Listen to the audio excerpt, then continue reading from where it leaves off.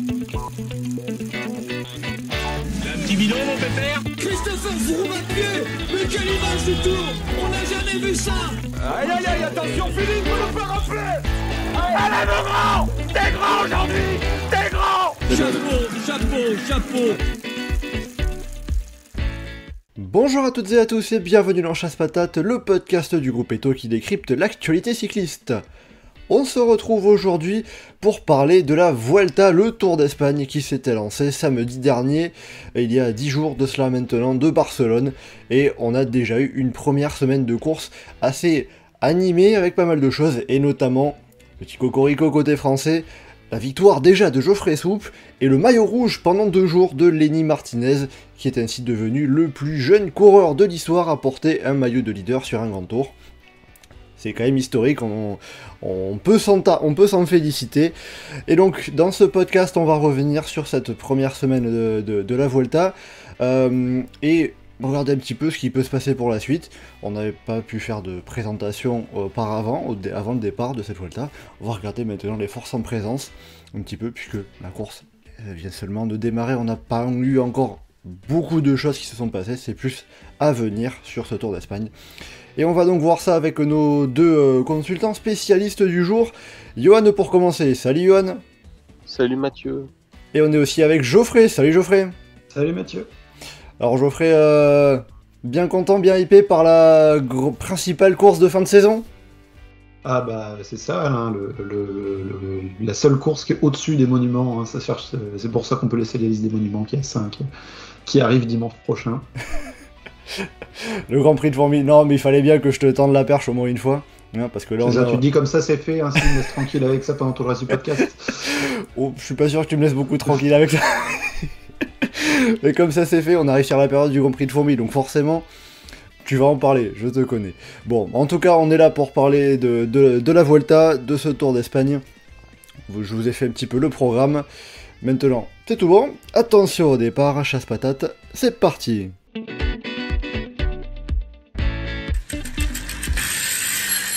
Alors on va commencer déjà avec un regard un peu global sur cette première semaine de Vuelta. Ces 9 premières étapes et tout ce qui a pu se passer un petit peu lors de cette première semaine, comment est-ce que vous avez trouvé ça ? Qu'est-ce que vous en avez pensé, Geoffrey, Johan ? C'était rigolo, parce que c'est ou grotesque, je pense que ça dépend des avis, mais c'est tout d'un coup, toute l'année, Damon qui va sur les courses, qui vérifie, alors tel virage, on a mis là, des barrières inclinées pour que ce soit bien, machin, et puis tout d'un coup, t'as Vuelta qui fait hop, allez, nous c'est le folklore, les arrivées au milieu de nulle part dans la boue, de nuit, sous la pluie, avec les routes qui glissent, les équipes qui se cassent la gueule, on fige les temps là où on veut, enfin, ça change au dernier moment, c'est intéressant. Oui, on a eu pas mal de choses assez particulières. Déjà dès le premier jour, le chrono par équipe à Barcelone, où les premiers parties fait jour et les derniers parties fait nuit, et comme l'orage est arrivé tellement fort, c'était Remco Evenepoel qui s'en plaignait, ils sont partis à 20h30. Bon, c'est vrai que normalement à 20h30 en mi-août à Barcelone il fait jour, mais là ils y voyaient plus rien, les quick-step, donc ça les a pas aidés. Puis après l'étape de dimanche, même avec les temps qui sont pris à 2 km 50 de l'arrivée, passage sur une barrière à la main, c'est parce que derrière la route était pas mal recouverte de boue. Et pour le coup après, bon, on va quand même dire aussi le côté positif, les coureurs, de ce que j'en ai vu, ont plutôt salué cette mesure d'avoir pris les temps, d'avoir gelé les temps avant l'arrivée, parce qu'ils disaient que c'était trop dangereux et ça aurait été un peu compliqué s'il y avait tout le monde qui s'était jeté dedans pour aller gratter quelques secondes. Oui, mais après, pour reprendre ce qui a été dit sur le forum, c'est quand tu fais une arrivée au milieu d'un champ, au milieu de la montagne, effectivement, il commence à pleuvoir, peut-être fallait pas arriver là, quoi.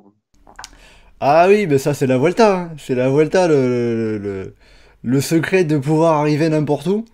Hein. Mais ça m'a toujours fasciné parce que tu sais, t'as le Tour de France où à chaque fois on discute, alors qui finance à telle arrivée, à tel endroit, est-ce que c'est la communauté de communes, est-ce que dans les départements, la Vuelta, je sais pas comment ils font. C'est genre, alors on va arriver ce chemin de chèvre là, au milieu de nulle part, il n'y a pas d'habitation, la première ville est à 40 km. Ouais, mais Et qu'il manque de candidatures, alors ils prennent des fléchettes sur une carte et puis ils voient où ça arrive et ils sont au milieu d'un champ, ils disent ok, on y va. Après, ça reste sympa d'arriver dans de la boue, de passer dans de la terre, de temps en temps de mettre des passages sur du sable dans la première étape. Ça fait une belle petite transition avant la reprise de la saison de cyclocross. ouais, d'ailleurs, je crois que j'ai vu que t'as déjà les premiers cyclocross qui arrivent, hein.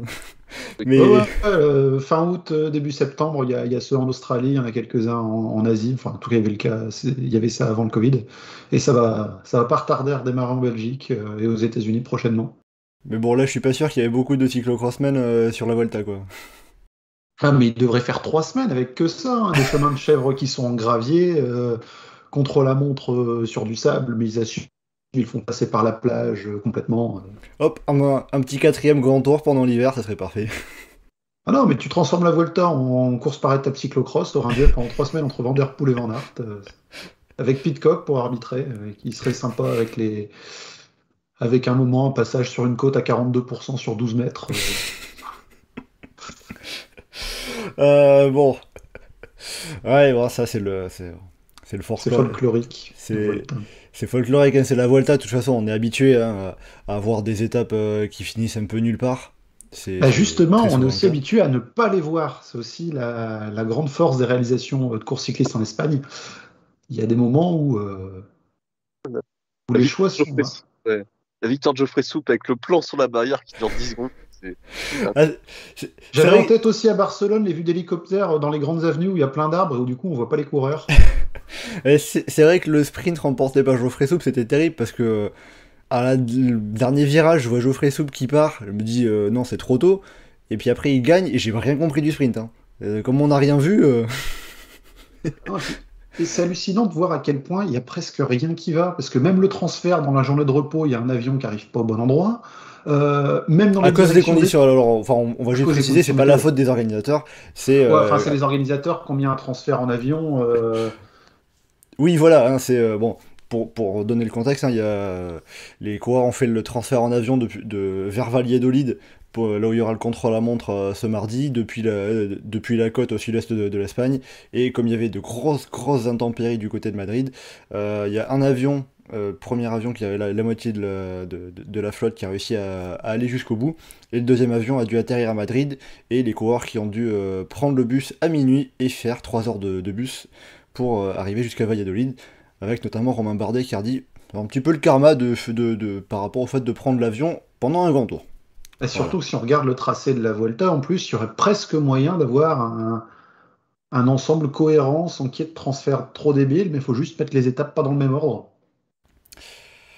Ouais, c'est ça. Bon, après, il y a peut-être aussi cette question de avoir suffisamment de, commu- de communes, de villes candidates. Peut-être. C'est pas concrètement ce qui Ouais, se passe. Mais en effet, oui, c'est un problème qui une se pose ville qui est régulièrement. candidate, elle candidate pour avoir une arrivée de la Volta, elle candidate pas pour dire ah non, moi je veux la 19e, je veux pas la 9e. Oui, mais oui, c'est un problème qu'on a régulièrement sur la Vuelta d'avoir des transferts un petit peu abusifs. Bon.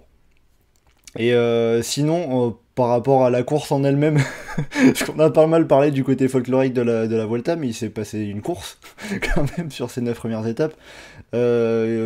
Qu'est-ce que Bon, vous en avez pensé de ce qu'on a vu sur la route? c'est encore dans le round d'observation pour la victoire finale, hein. On pourrait dire que la Vuelta est encore longue. Euh, Et c'est le cas. non, quand tu mets 72 arrivées en altitude, forcément, ça se bouscule pas nécessairement dans la première semaine. Le gros moment clé pour vraiment lancer la bagarre pour le classement général, ça va être des étapes de vendredi et samedi dans les Pyrénées. Ouais, avec surtout l'étape du col du Tourmalet, bien vueltesque là aussi, vendredi, avec seulement de la montée ou de la descente, et c'est tout. Johan, un petit mot pour finir sur ce que tu retiendrais un peu de cette première semaine? Bah, moi, je la trouve un peu frustrante parce que justement, on a les favoris qui se regardent beaucoup, il se passe pas grand-chose entre eux. Alors qu'on a eu plutôt des beaux intérieurs d'étape, quoi. On a eu des bordures, on a eu des gros échappées avec des attaques, des trucs qui se passaient. Enfin. Et au final, je trouve sur les arrivées finales où c'est très concentré forcément le focus là-dessus parce que c'est à Vuelta. Et on s'emmerde un peu, quoi. Enfin, quand t'as Evenepoel qui fait le train toute la montée, là, ouais, vous aurez sur la 8e étape, là. Enfin, où il se passe rien, et après Evenepoel il fait ah, il y avait plus personne devant, jouer la victoire. Enfin, ouais, c'est dynamique, hein, c'est intéressant. Bah, en même temps, on peut aussi comprendre les coureurs de ne pas se mettre à fond, alors que la semaine prochaine, bah, il y a un contre-la-montre, il y a une étape où on arrive sur du 13-14%, il y a deux grosses étapes de montagne, et la semaine d'après, ben, on reprend des arrivées sur du 14%, et puis on a l'Angliru, et puis on va tournicoter dans le nord de l'Espagne avec encore plein de passages à plus de 15%, et une étape à la veille de l'arrivée qui Donc, fait que monter et descendre. oui, donc le plus dur est à venir, c'est un peu ça.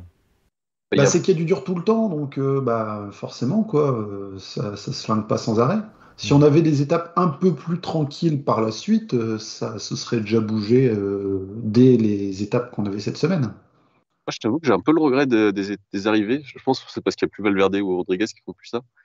Des arrivées à la con sur des petits murs qui font pas énormément d'écart, tu vois, mais il faut un peu vivre un peu la course, quoi. Ça manque un peu. Parce que là, du coup, c'est que des petits cols, que des arrivées sur des petits cols. C'est pas très intéressant, quoi. Ça, c'est presque trop long et trop dur pour des purs punchers, et en même temps, pas assez long pour que les grimpeurs fassent la différence. Et oui, c'est ça. Puis ça aurait été plus intéressant si on avait eu des arrivées comme ça. Il y aurait, je sais pas, Lenny Martinez serait resté 3-4 jours de plus en jaune, en rouge. Ça aurait fait le narratif et tout. Ça aurait été plus sympa que là, Kuss qui prend le maillot rouge. Et À part les kiffeurs de la Jumbo, tout le monde s'en fout, quoi. Enfin, Ouais, ouais, je vois pas mal dans le Twitter anglophone, il y en a pas mal qui sont à fond sur JC Kuss. Alors, Sepp Kuss, qui fait quand même aussi son troisième grand tour de l'année. c'est ça, on va attendre vendredi ou samedi, il va se prendre sa claquante habituelle où il se mange 15 minutes dans la tronche en cours de grand tour, il va redescendre à la 9e place, et il va revenir complètement dans un rôle d'équipier, et il aura sa stat de 3 top 15 sur les 3 grands tours dans l'année, mais ça devrait pas aller beaucoup plus loin. Bon, en tout cas, ça reste aussi quand même sympa de pouvoir mettre en valeur aussi un équipier comme ça qui aime pas forcément prendre le leadership, mais qui se retrouve comme ça à prendre un peu de lumière, alors qu'il bosse beaucoup pour ses leaders en temps normal, même si bon, il arrive toujours à peu près à se prendre une étape sur un grand tour, hein. Ah, c'est ça, c'est sympa pour Kuss, comme Lenny Martinez, c'est sympa pour lui d'avoir eu le maillot rouge, mais enfin, c'est pas un critérium, quoi. moi, tu sais, d'accord, c'est sympa quand c'est Geoffrey Soupe. Quand c'est Kuss et que c'est la Jumbo et que derrière, t'as le Jumbo Show et qu'il écrase la course, ça casse quand même le côté cool du truc, hein. Ouais, donc c'est sympa quand c'est pas la jumbo, quoi. Alors, côté cool pour Jumbo, il y a quand même Primoz Roglic qui boit un petit coup sur le podium. Une pensée pour le manager de l'équipe. Ouais, c'est Sepp Kuss qui s'enfile la bouteille aussi, hein. Ouais, ouais, non, mais tous, quoi. Donc, une petite pensée pour le bashing entre FDJ et Jumbo qui est sur le tour. Bon, c'est que la Vuelta, on peut s'autoriser des petits écarts, quoi. Ouais, ouais, aussi, par rapport à la Vuelta, le podium, je sais plus c'était où, c'était à l'arrivée avec Zoran Dekati ou autre, où il y a une superbe photo où on voit Roglic sur le podium qui est en train d'arroser les coureurs au champagne qui sont en train eux de finir l'étape, dont Philippe Ogana. Ça fait une très belle photo, mais Oui, oui, c'est sûr. j'imagine pas l'agencement à l'arrivée si on se retrouve à voir le podium qui donne directement sur la route où les coureurs sont en train de passer. Ouais, c'est parfois le cas, hein, ça arrive que ça soit le cas dans certaines configurations où c'est un peu étroit, un peu serré. Bon, au moins ça fait des, ça fait des images rigolotes, et puis on va quand même signaler aussi qu'on a vu enfin Primoz Roglic lever les bras en gagnant une étape. Et ça, c'est pas rien. Parce qu'on avait l'habitude cette saison de le voir gagner en éteignant son compteur, ce qui était un peu tristoun. Et là, au moins, on s'est dit, ah, il sait profiter. C'est déjà pas plus mal. Bon, après tout ça, on va passer quand même rentrer dans le vif du sujet, parler de la lutte qu'il y a pour le classement général. Donc on l'a dit, on a Sepp Kuss qui est en tête du classement général. Il a pris le maillot rouge à Lenny Martinez. Lenny Martinez qui a porté le maillot rouge pendant 2 étapes. Et on a vu sur ces premières étapes un petit peu peut-être 2 forces qui se sont mises en évidence. D'un côté, on a les Jumbo-Visma avec donc Sepp Kuss maillot rouge, Primoz Roglic, Jonas Vingegaard sont tous les 3 dans le top 10. Et on a aussi un Remco Evenepoel, le vainqueur sortant, qui est allé gagner à Andorre, à Arinsal. avant de chuter par le folklore de la Vuelta un petit peu là aussi. Est-ce que ça montre un peu, cette première semaine, qu'on se dirige là vers la suite, vers un duel vraiment Jumbo-Visma contre Remco Evenepoel pour la victoire finale? En tout cas, les UAE semblent avoir assimilé que c'était pas eux qui allaient dominer la course et qu'ils allaient assister un peu à ce qui se passe, quoi. Mais quand ton leader, ça se trouve va être Marc Soler, de toute façon, tu te dis pas que tu vas aller jouer la gagne sur la Vuelta face à Jumbo et Evenepoel, mais en tout cas, c'est clairement le focus et ceux qui font la course et qui dominent la course, c'est Evenepoel contre la Jumbo. En tout cas, c'est ça qu'on voit à l'image. Geoffrey, qu'est-ce que tu en penses de ton côté? Bah, si on regarde sur la concurrence, on a chez eux le trio Soler, Ayuso, Almeida, il y a Enric Mas, il y a Mikel Landa. Euh, c'est plus des candidats à des places dans le top 10, quasi à coup sûr, et éventuellement à jouer une place sur le podium que d'aller vers la victoire finale. Dans le peu d'affrontements directs qu'on a vus, bah, il y en a qui sont clairement au-dessus du lot, les Evenepoel et les Jumbo-Visma. La course va très vite être en mesure de voir qui va être devant, parce que c'est, comment dire, Evenepoel, Roglic, Vingegaard devraient faire quelques différences dès mardi avec le contre-la-montre, et à mon avis encore plus avec les étapes de vendredi et de samedi. Et ouais, je vois difficilement qui d'autre pourrait réussir à gagner, sauf si dimanche on se retrouve à avoir une situation de course assez folle avec une échappée de 40 coureurs qui se retrouvent à prendre 10 minutes et Jumbo pour emmerder le monde, ils remettent Sepkus devant. Et ce coup-ci, c'est Sepkus qui se retrouve avec, je sais pas moi, Soler et Landa, et les trois ils se retrouvent à avoir 10 minutes d'avance avant la dernière semaine. Oui, voilà, il faudrait des scénarios particuliers, quoi. Faudrait des circonstances très particulières, je pense, pour que d'autres viennent à être devant. Mais après, enfin, il y a aucun écart hein, vraiment pour le moment. Oui, mais pour l'instant, la seule étape en ligne où il y a vraiment eu des écarts, c'était l'arrivée à l'Observatoire de Javalambre, où Sepkus a gagné, et on a Primoz Roglic et Jonas Vingegaard qui avaient récupéré 32 secondes à Remco Evenepoel notamment. Bah, ça compense, on va dire, l'écart qu'il y avait eu sur les bonifications et sur le chrono par équipe. Parce que là, enfin, Evenepoel, Roglic, Vingegaard, ils se tiennent en une dizaine de secondes. Landa est dans le même temps, Mas est dans le même temps. Ayuso, Almeida sont juste derrière. Ceux qui sont devant, c'est par l'échappée. Ouais, donc Même pour derrière, des mecs comme, enfin, si on regarde derrière, quoi, De la Cruz, Vlasov, Carty sont pas extrêmement loin non plus si on réfléchit à une optique de 3 semaines. ouais, donc c'est que pour l'instant, les écarts qu'on voit sur le classement général c'est principalement par l'échappée, et derrière, ça reste très serré. Bah, c'est ça, quoi. On a eu quelques coureurs éliminés, comme les Ineos avec Geraint Thomas, qui complètement out, et les Ineos vont devoir réfléchir à ce qu'ils vont faire par la suite. Ouais, les Ineos qui ont aussi perdu Thymen Arensman hein, sur chute Mm. également.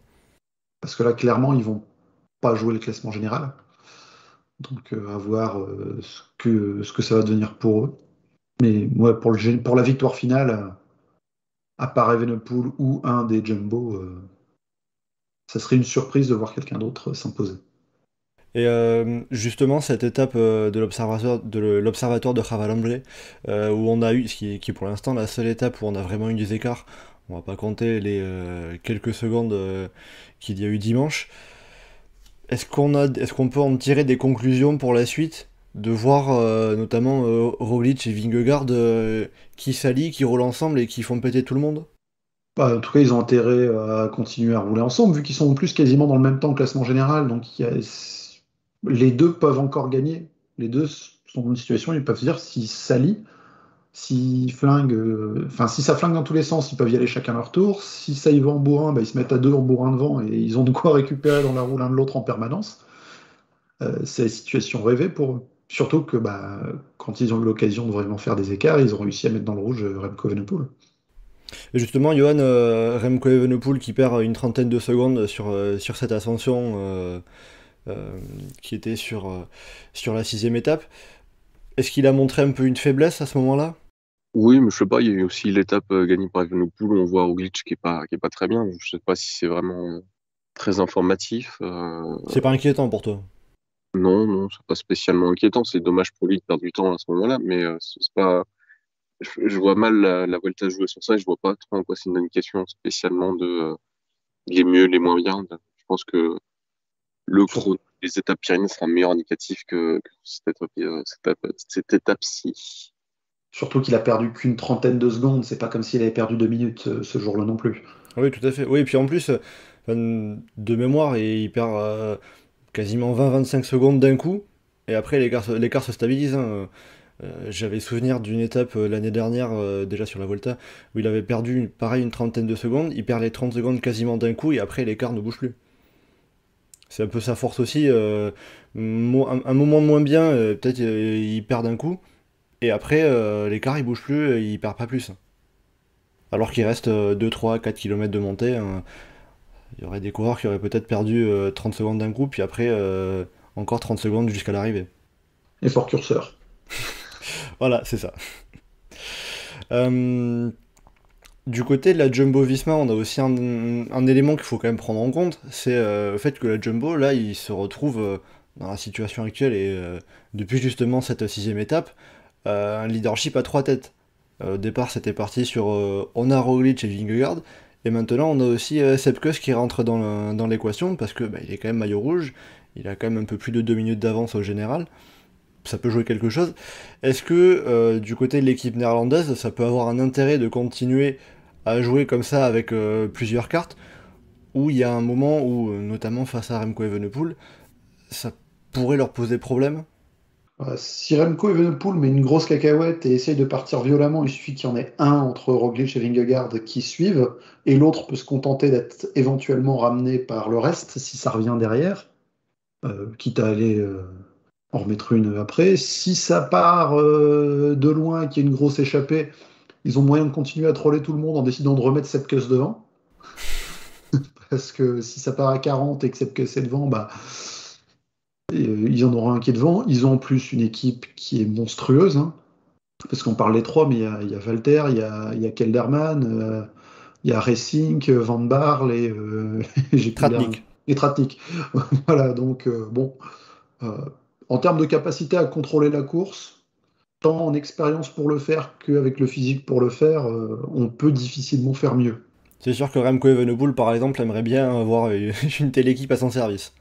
Remco Evenepoel, il a intérêt à prendre 30 à 40 secondes dans le contre-la-montre de demain, parce que sinon, ça va être compliqué. Il y a moyen pour lui, justement, d'aller chercher comme ça 30-40 secondes, tu penses? Physiquement, Sur un chrono qui fait 25 km à peu près. j'ai envie de dire sur Roglic, ça pourrait. Vingegaard, maintenant, à voir ce qu'il va faire, parce que bon, le contre-la-montre du dernier Tour de France, ce qu'il a fait, enfin voilà quoi. Donc il était tellement au-dessus du lot que on verra dans le prochain contre-la-montre ce que ça va donner. Ouais, je voulais juste aller revoir après les écarts qu'il y avait eu sur le contre-la-montre l'année dernière, qui était déjà après la première journée de repos. Et sur 31 km, Remco Evenepoel avait mis 48 secondes à Primož Roglic. Voilà, pour Voilà. donner un indicateur. Sachant que là, on est sur un chrono qui sera première partie assez sinueux, avec même une petite montée d'1 km à 7%, et deuxième partie des longues lignes droites. Et l'année dernière, c'était tout plat. Johan, justement, par rapport à ce chrono, qu'est-ce que Remco Evenepoel peut aller gagner mardi? De toute façon, pour lui, Evenepoel, le but, c'est de prendre du temps partout là où il peut en prendre. Donc, cette année, il a un bon sprint. Donc, sur les bonifs, ça peut le faire face à Roglic, face à Vingegaard. Roglic, c'est un peu plus aléatoire. Il faut prendre du temps face à Roglic là où il peut, c'est-à-dire sur le chrono. Peut-être après, sur les étapes de montagne plus dures, peut-être qu'il peut dominer Roglic ou pas. Enfin, on verra. Là, pour Evenepoel, le fait, le chrono, c'est son truc. Il faut qu'il essaye de capitaliser le maximum dessus. Ça fera aussi sa première sortie avec le maillot de champion du monde. Oui, aussi. Voilà, ça ferait mauvais genre de se rater pour une première. Même si bon. Et la paf, malédiction du maillot arc-en-ciel, il se fait la clavicule dans la descente de la petite côte. Voilà, c'est bon. Je lui souhaite pas, hein, parce que s'il est plus là, pour le coup, là, on va vraiment se faire chier pendant les 2 dernières semaines avec Jumbo qui peut aller chercher un 2-3. Ouais, mais bon, voilà, il fallait bien que tu sortes de ton scénario catastrophe. Donc c'est fait, c'est tombé sur Remco Evenepoel. Ah bah de toute façon, c'est pas ce que la Volta va nous réserver hein, en termes de surprises, de folklore, dans tous les sens. C'est dommage, il y a eu un moment de redoux là. Il y aurait pu y avoir un petit redoux et puis de la neige sur les Pyrénées, ça aurait été rigolo.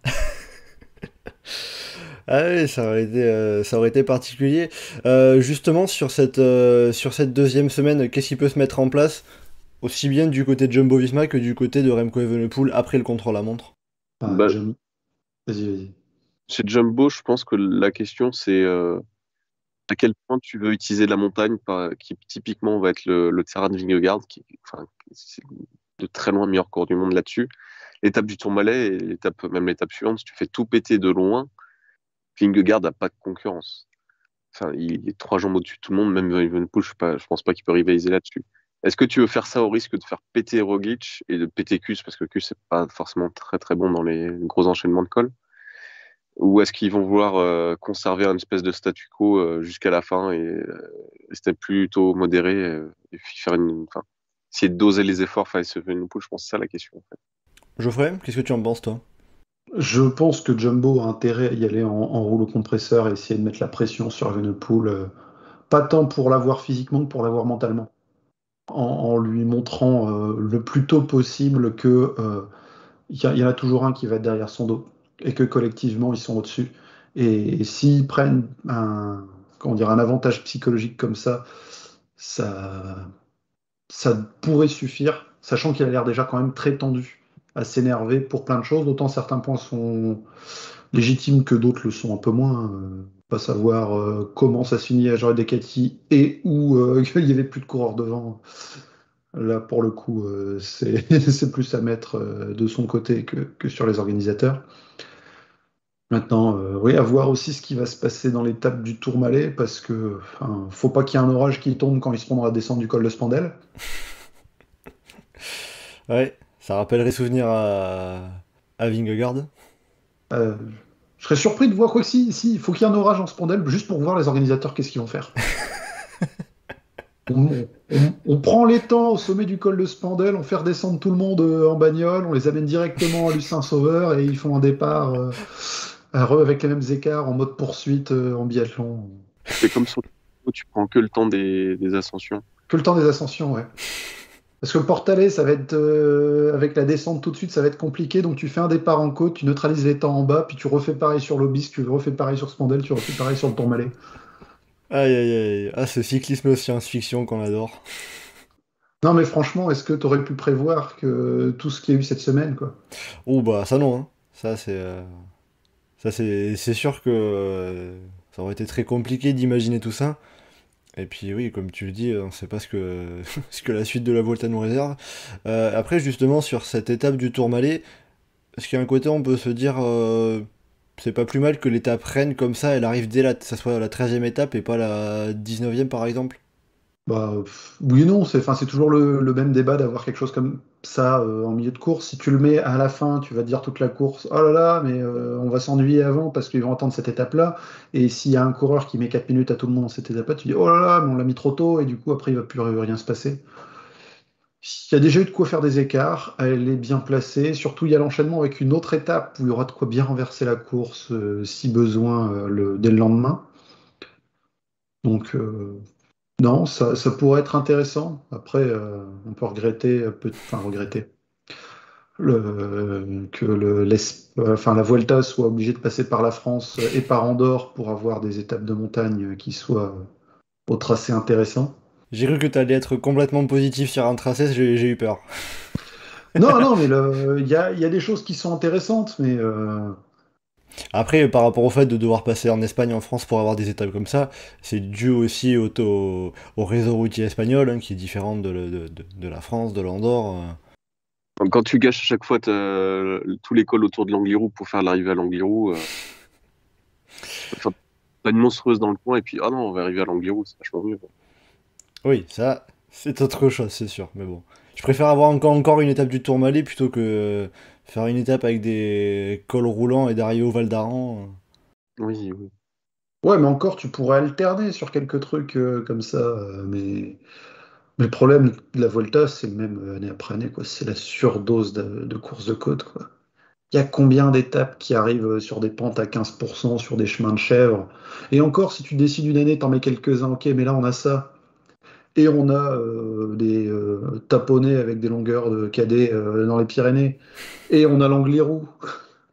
Enfin, Bon, c'est ce qui fait l'identité de la Vuelta, un peu, on va dire. bah, c'est ça, j'ai l'impression de voir des Tours de France dans le laboratoire à parcours de quelqu'un qui trace son premier Tour de France et qui a envie de passer par par tous les massifs parce que la montagne c'est super. Et à l'arrivée, tu te retrouves à avoir des étapes de plaine où bah, les coureurs sont tellement cramés qu'ils ont absolument besoin de récupérer. Tu as un seul mec de Burgos qui est devant et comme c'est tellement dur, tu as plein de sprinteurs qui se disent qu'ils vont pas aller au bout comme c'est la fin de saison et tu te retrouves à avoir des sprints où il n'y a personne. Bon, de toute façon, il y a déjà pas grand monde pour jouer les sprints sur cette Vuelta. Bah, Euh, c'est ça. mais bon, en tout cas, bon, on a quand même déjà ces deux belles étapes, hein, du col du Tourmalet vendredi et le lendemain, samedi, étape autour du port de l'Aro, qui cette fois arrivera en Espagne, même s'il y aura quand même les montées du col Ourser et du port de l'Aro côté du territoire français. Ouais, avec le petit truc sympa en plus sur leur profil, ils ont mal écrit le nom des cols en France. Le col de la Ourserre qui est devenu le col Ourserre, Ah oui, sans qu'on sache trop pourquoi. ah, des fois, peut y avoir des petits oublis, des petites coquilles, on va dire. Euh, Bon, en tout cas, donc on se dirige vers en tout cas, donc une deuxième semaine encore assez animée. Donc plutôt le duel Jumbo-Visma contre Evenepoel, comme vous en aviez parlé. Euh, on a surtout parlé justement de Jumbo-Visma. Je voudrais revenir un petit peu sur Remco Evenepoel. Lui, cette semaine, à part essayer de gagner du temps sur le chrono, un peu sur les bonifs et subir, vous le voyez pas faire quelque chose d'autre? Bah, moi, je pense pas qu'il ait intérêt à faire quelque chose d'autre, dans le sens où je trouve que les étapes de dernière semaine sont plus compatibles avec son profil que les étapes de montagne qu'on va avoir là dans les Pyrénées. Ou peut-être pas, peut-être qu'il va être plus fort que tout le monde, mais en tout cas, enfin, typiquement la 20e étape, tu regardes la tête, que des petits cols un peu roulants, ça s'enchaîne toute la journée, machin, un peu côté gazier, c'est très pour lui.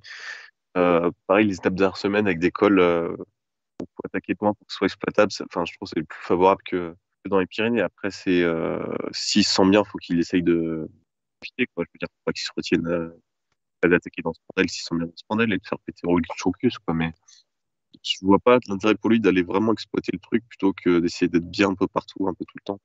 Geoffrey, est-ce que tu penses comme Johan que la deuxième semaine convient pas tellement à Remco Evenepoel et que pour lui il vaut mieux attendre?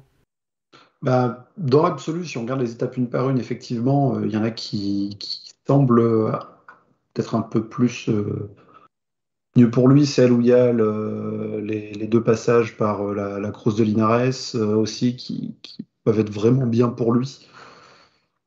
Je pense que la vraie journée clé pour Remco Evenepoel dans cette semaine, ça va être le chrono, plus que la montagne. Si il se retrouve à perdre du temps sur Vingegaard, on va pas dire que c'est déjà perdu, mais presque. Parce que là, on s'attend vraiment à ce qu'il ait besoin de prendre du temps. Après, s'il résiste au punch, il pourra se battre avec Roglic et reprendre un peu de temps en Vingegaard, ce qui serait peut-être l'inverse du chrono dans l'étape de. Ah, j'ai plus le nom de l'arrivée, l'étape de mercredi, avec le final à 13-14%. À la Laguna Negra. Laguna Negra. Et après, les deux étapes de montagne, il n'a pas l'équipe pour vraiment mettre à mal la course dans les Pyrénées. Surtout que face à lui, il y a un rouleau compresseur, donc les autres équipes pourraient se retrouver à faire la différence. Et lui, derrière, il n'aurait plus qu'à subir pendant de très nombreux kilomètres. Ouais, Donc si donc il y a un côté où face à un rouleau compresseur, meilleure stratégie c'est juste d'attendre et le tenir le plus longtemps possible. attendre le bon moment, ça résister et attendre le bon moment. En revanche, Jumbo-Visma, s'ils voient que Evenepoel n'est pas bien, ont de quoi vraiment y aller. Cette semaine, on va dire, c'est le cœur de la semaine et peut-être plus pour le Jumbo et la semaine prochaine pour Evenepoel. Mais après, bah, la réalité du terrain pourrait être différente parce qu'il y a la fatigue accumulée de toute la saison qui va commencer à payer. Evenepoel, de fait, il a moins couru que Roglic ou que Vingegaard. Donc ça pourra se retrouver à être utile hein, si. Enfin, je veux dire, le Jumbo, ils ont beau être très forts collectivement, si au milieu de l'ascension du Tourmalet, Evenepoel se rend compte que Roglic et Vingegaard sont pas bien, S'il en met une et qu'il part et qu'il leur prend une minute, ils ont beau avoir 12 équipiers pour, pour les accompagner avec. Oui, il faut que le leader suive, hein. C'est ça, hein.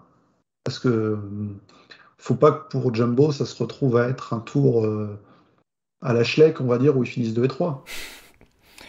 Ah, ça ferait mauvais genre, surtout après avoir remporté les 2 grands tours précédents, l'occasion de faire le triplé dans l'équipe. C'est ça. Mais il faudrait quand même, enfin, on parlait de scénario hasardeux, ça me paraîtrait très hasardeux de voir à la fois Roglic et Vingegaard avoir un problème le même jour. Roglic qui a son habituelle chute, qui se ramasse. Ouais, mais c'est Roglic, il est capable d'avoir la chute dans une montée et de repartir après tranquillement. Donc. C'est pas trop de soucis, à force il a l'habitude un peu, je pense, hein. Il, il sait s'en relever. Par rapport au classement général, alors vous aviez évoqué un peu les autres coureurs qui sont présents dans ce top 10 en disant bon bah ça va jouer podium, notamment notamment les UAE avec Marc Solé 2ème, Juan Ayuso 9ème, Joao Almeida 10ème. On a aussi Enric Mas qui est 8ème, Enric Mas qui est dans le même temps que Jonas Vingegaard. Si on prend ces coureurs-là, et même en élargissant au Bora avec Vlasov, Uitebrooks ou même Mikel Landa, c'est des coureurs que vous voyez pas en mesure de tenter quelque chose pour essayer de se frotter à la lutte pour la victoire. Il n'y a pas Ah, un petit interstice, hein. Les non. seuls qui pourraient tenter quelque chose, c'est UAE, parce qu'ils ont la force collective, ils ont un peu le côté moins surveillé, donc tu peux essayer d'aller te gratter dans des coups de baroudeur et puis de faire prendre d'avance à Almeida ou à Marc Soler. Tu vois. Mais je sais pas. UAE, dans ma tête, c'est pas les équipes ultra offensives qui tentent des trucs de fou. Surtout UAE, pour en dire, pour le moment, ils ont le côté un peu tranquille de Marc Soler qui a une minute 30 d'avance sur Evenepoel, Roglic, Vingegaard. Il y aura moins que ça après le contre-la-montre de demain, mais il a déjà pris un peu de temps, donc il peut être un peu sur la défensive. Et ce qui aurait plus à surveiller, c'est justement comment ça va aller, quand repartir dans les coups et surveiller les échappées, parce que c'est par des échappées qu'ils auraient de quoi reprendre du temps. Typiquement, après les écarts de vendredi et samedi, là pour le coup, on a le droit d'attendre ce qui les écarte. La bataille pour la confection de l'échappée dans l'étape de dimanche sera vraiment à surveiller pour ces équipes-là. Et vous voyez pas, par exemple, un Juan Ayuso, un Enric Mas tenir la roue de Vingegaard, par exemple, dans le Tourmalet? Et donc, moi, c'est typiquement le mec Volta qui va tenir la roue, qui va rien faire. Il va rester derrière comme ça à suivre et puis il est troisième sur l'arrivée au Tourmalet, incroyable. Et puis, mais est-ce qu'il faut attendre quelque chose d'Enric Mas de manière sérieuse? Toi, tu penses que non? Si tu veux attendre quelque chose de quelqu'un, je pense que c'est Mikel Landa, qui est tout à fait capable de péter un câble et d'attaquer dans l'obisque, tu vois. Mais Enric Mas, faut pas en attendre grand-chose. Hein. Geoffrey, t'étais sur la même longueur d'onde? Ouais, le Ayuso, Almeida, en plus, de toute façon, ils vont perdre un peu de temps dans le contre-la-montre face à Evenepoel et Vingegaard et peut-être Roglic, donc ils vont être encore un peu plus loin d'eux, donc ils peuvent s'accrocher, s'accrocher, s'accrocher. Faudra voir. Est-ce qu'ils vont courir pour assurer une quatrième, une cinquième place au classement général, voire un podium en espérant qu'il y a un des deux Jumbo qui se sacrifie pour l'autre et qui se retrouve à perdre du terrain? Sinon, enfin, ouais, quoi. Enfin, on n'est pas nécessairement en droit de s'attendre à ce qu'ils bougent parce que c'est pas spécialement des coureurs qui pourraient être amenés à le faire. Même Landa, qui pourrait faire une attaque sortie de nulle part, mais j'y crois pas plus que ça. Bon, mais pour en terminer sur le classement général, si on devrait faire un petit prono, ça serait qui pour vous, à l'heure actuelle, le favori pour remporter ce Tour d'Espagne? Bah, pour moi, c'est quand même Vingegaard qui est la référence actuelle sur les grands tours, qui a pas encore eu de montagne et qui a pas spécialement semblé en difficulté à aucun moment pour la course jusqu'ici, qui a pas semblé impérial, mais en même temps, le mec qui est pas impérial, qui se fait pas lâcher une seconde. Si tu le mets après sur son terrain, ça peut être pas mal. Donc, pour moi, c'est quand même le favori dans ce qui reste. Geoffrey? Je vais dire Jumbo, Visma au sens large, avec soit Roglic, soit Vingegaard, parce que Roglic a montré qu'il était en bonne forme. Vingegaard n'a pas montré de mauvais points, mais il n'a pas montré spécialement de très bons non plus. Maintenant, effectivement, son terrain va arriver dans les prochains jours. Si Vingegaard est dans un temps similaire à Evenepoel dans le chrono, pour moi, clairement Vingegaard. Sinon, je suis pas certain qu'il va prendre le dessus nécessairement sur Roglic. par la suite. Mais je ne vois pas Evenepoel gagner, notamment face au surnombre qu'il y a chez Jumbo. Donc vraiment, encore un peu compliqué pour toi de départager Roglic de Vingegaard, quoi. C'est ça, parce que j'imagine bien en plus Roglic reprendre des paquets de secondes en permanence dans les arrivées en sprint sur du 15%. Et à Oui, force c'est de clair. cumuler des bonifications, ça pourrait jouer sur du temps qui a été perdu à d'autres endroits. Bon, mais écoutez, on verra ça d'ici 2 semaines. On va pas non plus enterrer Remco Evenepoel, hein. Loin de Ah là. non, non, complètement. Ça, la Volta est loin d'être jouée. Faudra déjà voir après le contre-la-montre de mardi. Peut-être que tous vos arguments ils vont voler en éclats, que mercredi on aura un abandon et ça sera flingué. C'est Ah, comme mais ça. peut-être qu'il y en a un qui va voir un test Covid positif et qui va se retrouver à rentrer à la maison et tout ce qu'on a dit là. Peut-être qu'on va avoir un triplé UAE, Marc Soler, dont Ayuso. Alors celui-là, je pense que la cote elle est assez élevée, hein. Si tu veux miser 1 euro, tu devrais en gagner beaucoup. Et pour le classement général, quand même un point qui peut être fait sur Lenny Martinez, qui est pour le moment troisième. On ne s'attend pas nécessairement à ce qu'il le reste, mais le temps qu'il a pris dans l'échappée, le maillot rouge qu'il a mis, il a limité un petit peu la casse derrière. Enfin, pour le moment, la course part très bien pour lui. Maintenant, on va se lancer dans l'inconnu, parce qu'il n'a jamais fait de course aussi longue que ça. Mais ça va être très intéressant de voir comment il va passer cette deuxième semaine. Et justement, la transition parfaitement trouvée, merci Geoffrey, pour parler des coureurs français, et notamment justement de Lenny Martinez, qui allait chercher ce maillot rouge dès sa première Vuelta, dès sa première année pro. Euh, Magnifique. Sur cette première semaine, comment tu l'as trouvé, Geoffrey, Lenny Martinez? Surprenant, parce que je ne m'attendais pas du tout à le voir au-dessus des autres, éventuellement au-dessus des autres par une échappée, pourquoi pas, mais ensuite résister tel qu'il l'a fait. Il, y a- il- il est quand même devant les autres et c'est face à des coureurs comme Marc Soler ou Sepp Kuss qui rivalisaient pour la position au classement général, donc c'est pas rien.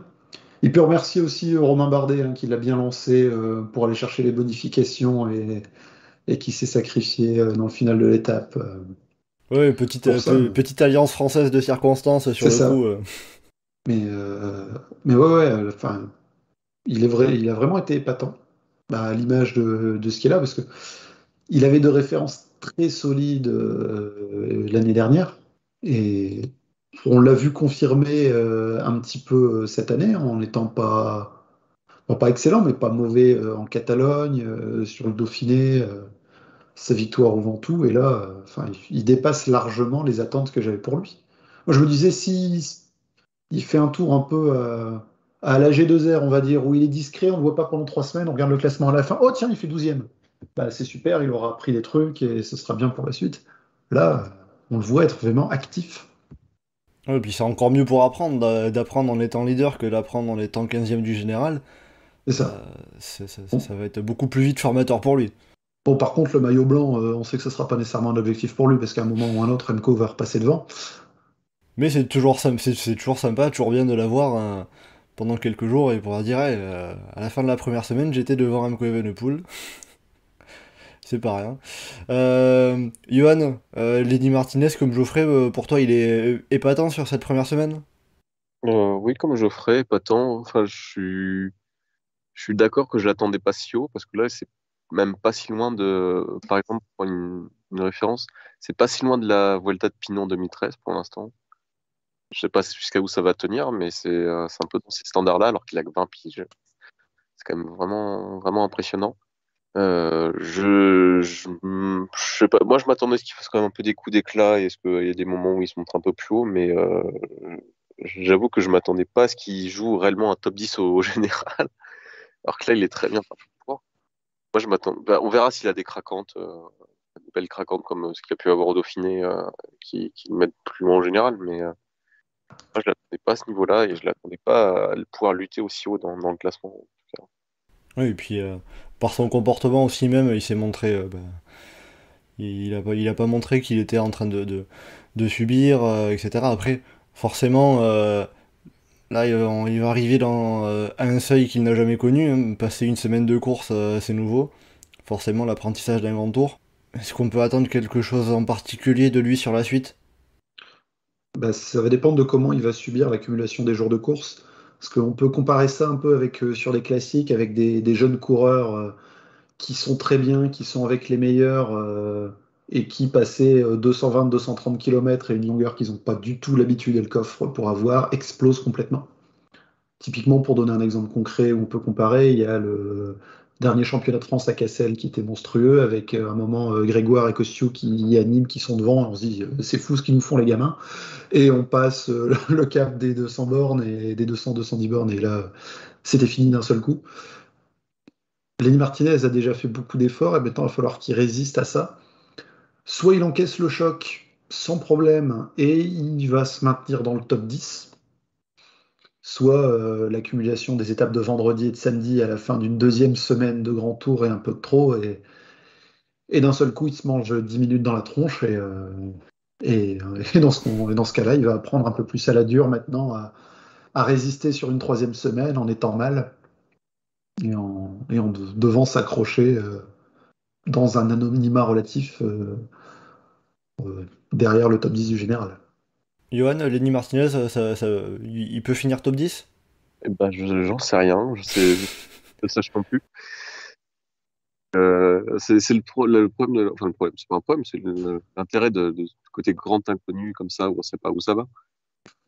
Est-ce que avec le Belge de Bora, là, avec Sian, ils vont se tenir la bourre tout le long, ça peut être assez sympa aussi. Mais il a l'air en tout cas d'avoir enfin, quand même des très bonnes capacités de récupération, donc bon, pas sûr qu'il va qu'il va décliner. Après, ça sera plus donc c'est une mauvaise journée, ça va plus être ce problème-là, je pense. Alors juste le Belge de la Bora, Geoffrey, petit point en prononciation, il s'appelle comment? Bah, je t'avoue, un flamand qui a un prénom qui m'évoque plus un truc irlandais, j'aurais un doute, mais moi j'aurais tendance à l'appeler Kian. Ouais, enfin, et son nom aussi, moi de ce que j'en ai compris, c'était Kian Uijtebroeks. Uijtebroeks. Uijtebroeks. Voilà, petit cours de prononciation, comme ça c'est fait. Sorti du marais ou du ruisseau, je sais plus. Non, c'est un marais, Brook. Donc, sorti du marais. Très bien, mais en tout cas, il est bien sorti, il est bien sorti du marais, puisqu'on le voit bien. Kian Uijtebroeks, hein, pas loin d'être le leader de côté Bora. Bon, pour revenir à Lenny Martinez, en tout cas, on peut dire que sa Vuelta, là, elle est déjà réussie. Bah oui, il a déjà réussi pour lui.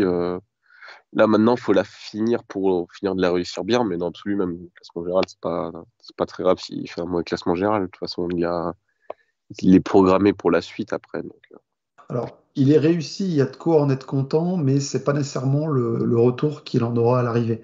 On n'est pas sur un coureur comme quand Rudy Mollard a porté le maillot rouge, ou juste avoir le maillot rouge, c'est bien, il est content. Là, il est là pour apprendre. Et là, il a eu ses 2 jours en rouge en début de course. S'il se prend 3 craquantes par la suite et qu'il termine la Vuelta en étant, je sais pas moi, 27e à 1h30, je pense pas qu'il sera nécessairement content de ça. Il aura appris, mais il sera pas nécessairement satisfait. Oui, donc il y a quand même des performances à attendre. Je pense que la famille est contente d'avoir les photos avec le maillot rouge. Il y a la stat qui va peut-être rester assez longtemps.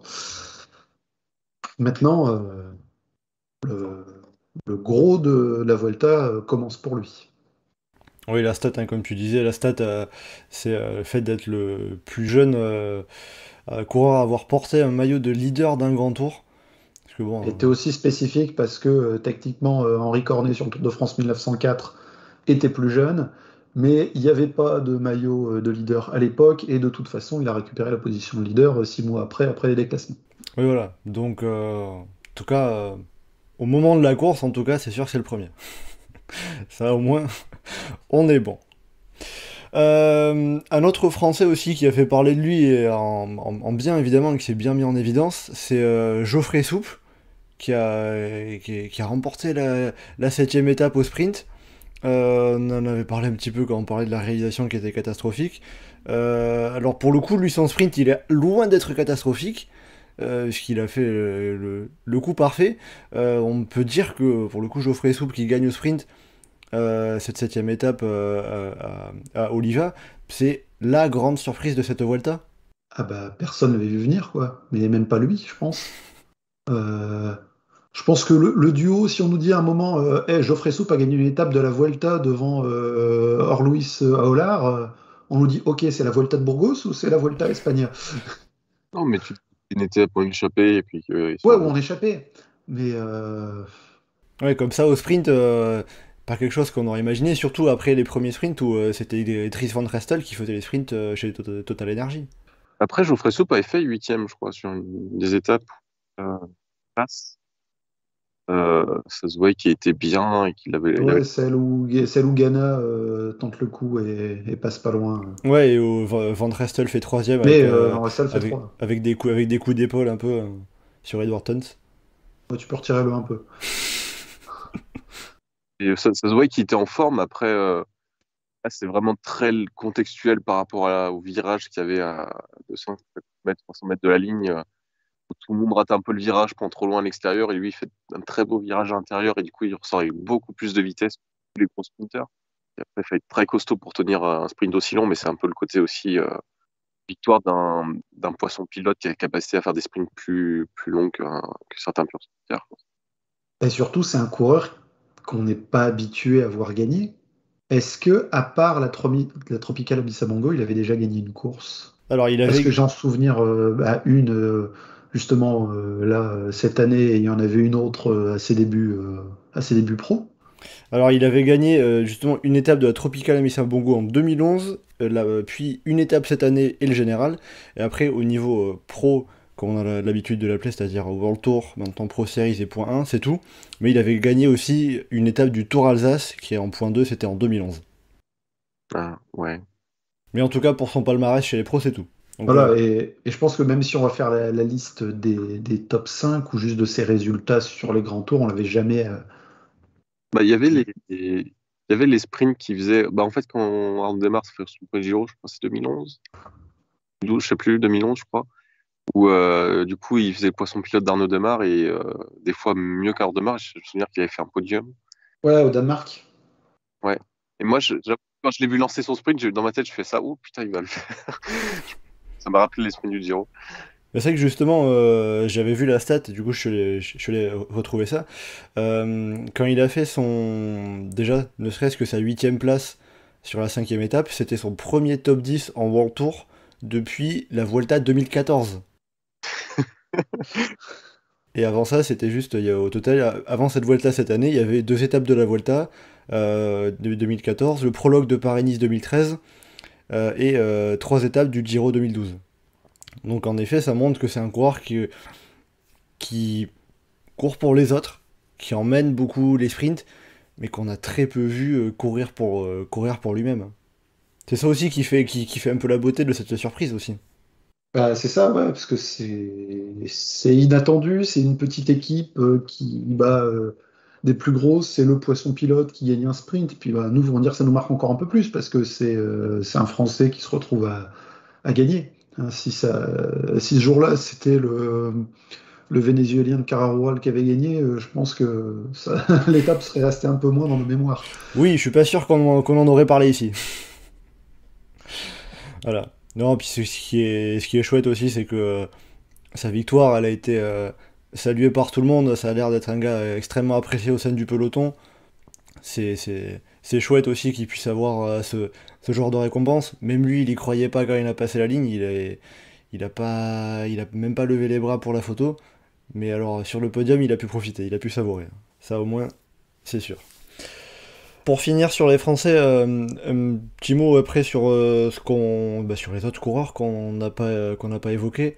Alors les Français, la France était la nation la mieux représentée au départ de cette Volta, donc on va pas tous les citer, on avait 30 coureurs quand même. Mais par rapport aux autres coureurs français qui sont encore en course, qu'est-ce qu'on peut attendre sur la suite de cette Volta? Bah, y a Rémi Rocha qui est pas trop mal. Et s'il prend une bonne échappée à un moment, il peut peut-être venir se replacer au classement général. Et il avait déjà fait un top 15 il y a quelques années. Ça peut être un objectif pour lui. Rémi Rocha qui est actuellement 19ème du général. Très belle prestation, là, Stéphane Goubert, là, de la part de Rocha. C'est vrai que moi, il y a un truc qui m'a marqué à chaque fois que je vois Rémi Rocha. Je me dis, il a signé chez Groupama l'an prochain, mais là il est déjà équipier de Groupama sur cette Vuelta. À chaque fois que je le voyais, c'était en train de discuter avec des coureurs de Groupama FDJ. À chaque fois, ça me faisait rigoler. Genre même sur l'étape de dimanche, il franchit la ligne avec Lenny Martinez en discutant. Ouais. Chez Cofidis, il y a plein d'Espagnols, alors que chez FDJ, c'est tous les petits jeunes de Besançon. C'est plus simple de discuter avec des Français qu'avec des Espagnols, quoi. Chez Cofidis, en gros, il y a Bidar, sinon c'est les Espagnols, Italiens, Portugais. Après, pas français, mais ouais. Après, côté français, peut-être Romain Bardet, on va sûrement le voir. Là, il a plus du tout aucun objectif au classement général, vu qu'il a quasiment une demi-heure. Pour le coup, lui, on sait qu'on va le voir offensif dans les 2 étapes des Pyrénées. Oui, ça, Romain Bardet, même si à un moment il s'était bien remplacé au général avec l'échappée, il a bien fait l'effort de bien reculer au général pour pouvoir être tranquille pour les échappées. Il s'est fait une petite Lennart Kemna. Hop, attendez, je prends du retard, laissez-moi prendre les échappées tranquilles. On espère que ça marchera pour lui. Hein. En tout cas, sur notamment la 6ème étape, il a pu montrer qu'il avait au moins la forme pour aller chercher une étape en montagne, en échappée. Oui, bah, je pense que c'est la meilleure chance de victoire française sur ce qui reste de la Vuelta. Surtout qu'il aura vraiment la liberté de la part de son équipe de faire un peu tout ce qu'il veut. Par rapport à Martinez, par exemple, qui est très fort aussi, mais qui essaiera plus de rester calé sur le général. Ou chez FDJ, peut-être qu'on va essayer enfin, il y aura Grégoire aussi, qui aura des très belles cartes à jouer, mais qui n'a pas montré pour l'instant. Et puis Romain Grégoire, il est aussi sur une phase d'apprentissage. Il va pas aller se cramer dans tous les sens. Je sais qu'après, dans les autres noms que j'avais cités, enfin que je m'étais noté un peu de côté, en dehors de Romain Bardet, je m'étais noté Romain Grégoire, Kevin Vauquelin, Geoffrey Bouchard. C'est peut-être des coureurs qui peuvent faire quelque chose. Collectif AG2R, on devrait les trouver présents dans les échappées, et selon qui est devant, peut-être que ils auront leur chance, mais c'est pas nécessairement qu'on pense en premier. Je pense qu'on peut peut-être attendre peut-être sur une victoire française un peu en baroudeur, pas forcément sur une grosse étape de montagne. Typiquement, moi, je vois un qui me surprendrait pas, c'est Mathis Lebert, qui avait l'air pas mal en forme. Sinon, tout le collectif un peu de Total Energy sur la dynamique, des lecteurs de soupe ou chez G2R ou des choses comme ça, je sais pas. Ou alors un Cyril Barthes qui sent l'appel du pays, qui va gagner une étape à la surprise en baroudeur. En plus, maintenant, donc il a le bonus échappé claqué.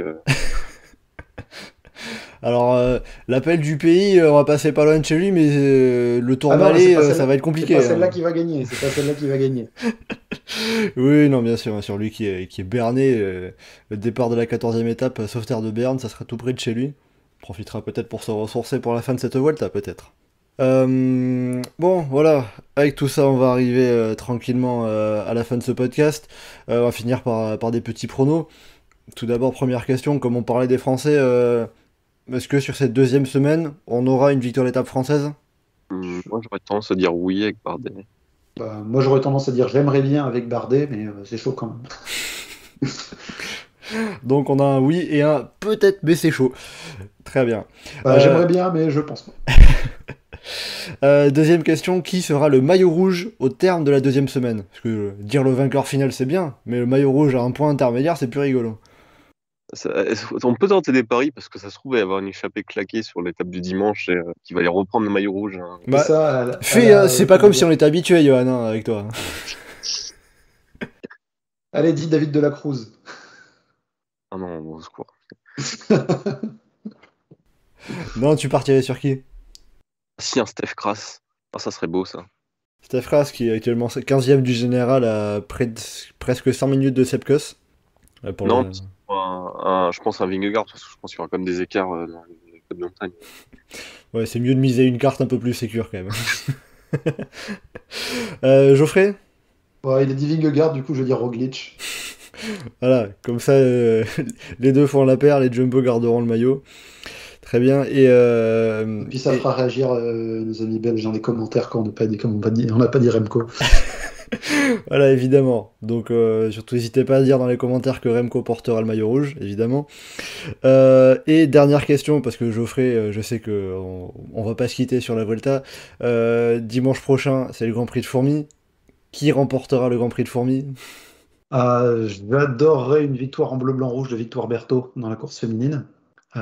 Côté masculin, bon, vu ce qu'il a fait à Ploué, j'aurais bien dit Mathieu Van Der Poel, mais bon. Il s'est bien réservé pour Fourmi. C'est ça, ouais, en fait, il était en décrassage en entraînement pour Fourmi et j'attends une attaque monumentale de sa part dans la côte de l'ancienne gendarmerie, ou une attaque dans cette côte mythique telle qu'on en a pu vu depuis Philippe Gilbert en 2006. Sinon, il y a un très beau plateau de sprinters. Jacobsen serait, à mon sens, peut-être le favori, mais on peut être chauvin et on va dire Arnaud Démare après les différents podiums qu'il a déjà fait. Allez. Et ça permettrait de lancer une dynamique dans son arrivée au sein de l'équipe Archer. Oui, ça ferait sa première victoire chez Arkea Samsic. Une équipe qui a aussi, un peu, c'est pour ça qu'ils l'ont signé dès août, besoin de points ici. Ça leur ferait du bien également. Bon, voilà, puis on n'oubliera pas aussi dans toutes les autres courses qui arrivent, hein, on a le Tour de Grande-Bretagne, puis on a aussi, week-end prochain, les Grands Prix de Québec et Montréal, hein, pour succéder à Benoît Cosnefroy, Tadej Pogacar. On verra, on espère que... Alors le Cosnefroy sera présent, pas Pogacar. Écoutez, on espère que côté tricolore, ça se passera aussi bien que dimanche, avec le doublé Valentin Madouas, Mathieu Burgodeau sur la Bretagne Classique. Si on a un petit résultat comme ça, moi je signe, hein, je vous dis... voilà. Bon, ben voilà, avec tout ça on va arriver à la fin de ce podcast. On a bien parlé de la Vuelta, un petit peu du Grand Prix de Fourmi évidemment, avec Geoffrey, on ne pouvait pas manquer ça. Si jamais vous avez envie d'en savoir plus sur le Grand Prix de Fourmi, il vous a fait une très belle présentation sur le forum, donc n'hésitez pas à aller voir ça. Et puis écoutez, la Vuelta, on va continuer à suivre ça, à vous faire vivre ça également sur Twitter, sur Instagram et sur Facebook. Quant à nous, dans Chasse Patate, on se retrouvera normalement la semaine prochaine pour faire un deuxième point intermédiaire avant la dernière semaine. Hein, on verra si vos pronos maillot rouge et victoire française ont été bons ou non. On verra. Écoutez, en tout cas pour ce podcast, Geoffrey et Johan, merci d'avoir été en ma compagnie pour faire ce podcast. Merci aussi à vous qui nous avez écoutés. Donc... En attendant la semaine prochaine, en tout cas, vous pouvez nous retrouver sur le site et le forum du groupe Eto, legroupeeto.fr, comme d'habitude, ainsi que sur nos différents réseaux sociaux, Twitter, Facebook et Instagram. N'hésitez pas à commenter, liker et partager ce podcast. Merci beaucoup, et à bientôt dans Chasse Patate.